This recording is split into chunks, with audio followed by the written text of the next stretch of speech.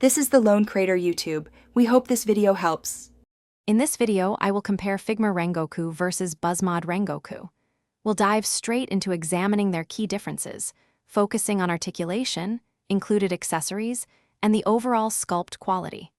My aim is to provide you with a clear understanding of what each figure offers, helping you make an informed decision about which Rengoku action figure is the perfect addition to your collection. Let's explore the details together. The Figma Rengoku figure typically stands at about 150 millimeters, offering a compact yet detailed representation. It usually comes with 3 distinct faceplates and a good selection of interchangeable hand parts, allowing for various expressions. Its articulation is renowned for being smooth and providing a wide range of dynamic posing options. You'll often find his iconic Nichiren blade and impressive flame effect parts included, enhancing display possibilities.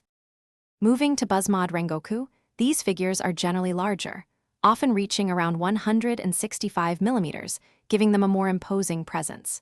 A significant highlight is their superior fabric clothing, which drapes naturally and allows for more realistic poses compared to sculpted plastic.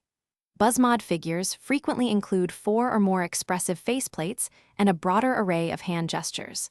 Their articulation is cleverly integrated, minimizing visible joints for a cleaner aesthetic.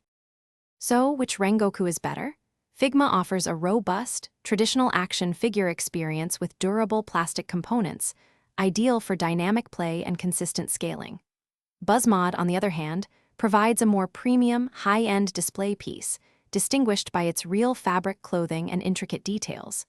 If you prioritize extensive posing and collection uniformity, Figma might be your choice.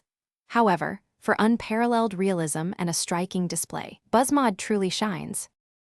Thanks for watching. Consider subscribing if we helped you.